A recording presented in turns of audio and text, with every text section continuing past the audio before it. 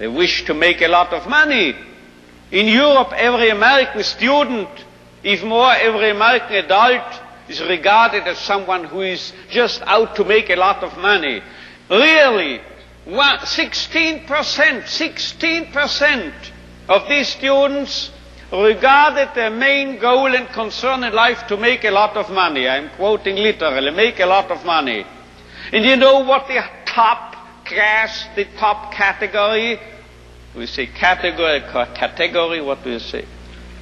Category was among, you excuse me, but I know I am speaking a marvelous accent without the slightest English. Now,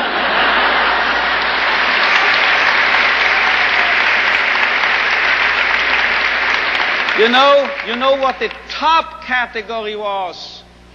78% of these American youngsters were concerned, as they expressed it themselves, with finding a meaning and purpose in their lives.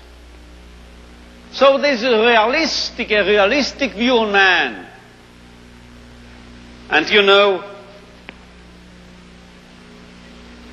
you won't believe it, gray hair, my age, I started taking flying lessons recently. Do you know what my flying instructor told me?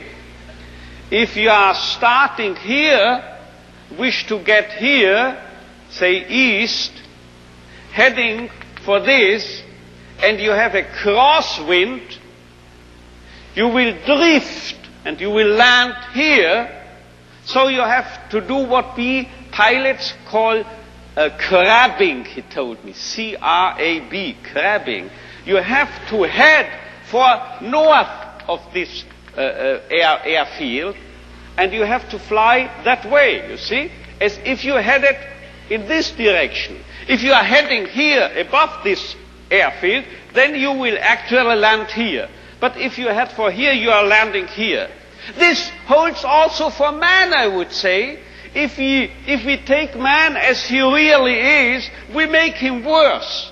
But if we overestimate him,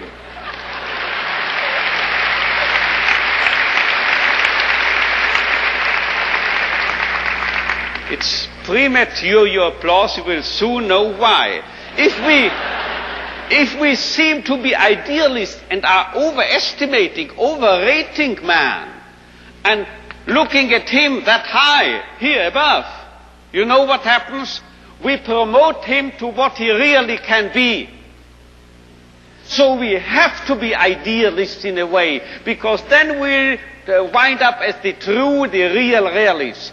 And you know who has said this? If we take man as he is, we make him worse. But if we take man as he should be, we make him capable of becoming what he can be.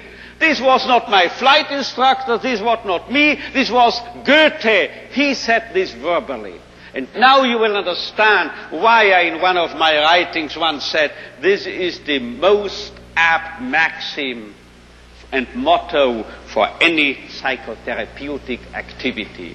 So if you don't recognize a young man's will to meaning, man's search for meaning, you make him worse, you make him dull, you make him frustrated, you still add and contribute to his frustration. While if you presuppose in this man, if in this so-called criminal or juvenile delinquent or drug abuse and so forth, there must be a what we call spark, a spark of search for meaning. Let's recognize this, let's presuppose it, and then you will elicit it from him, and you will make him become what he in principle is capable of becoming.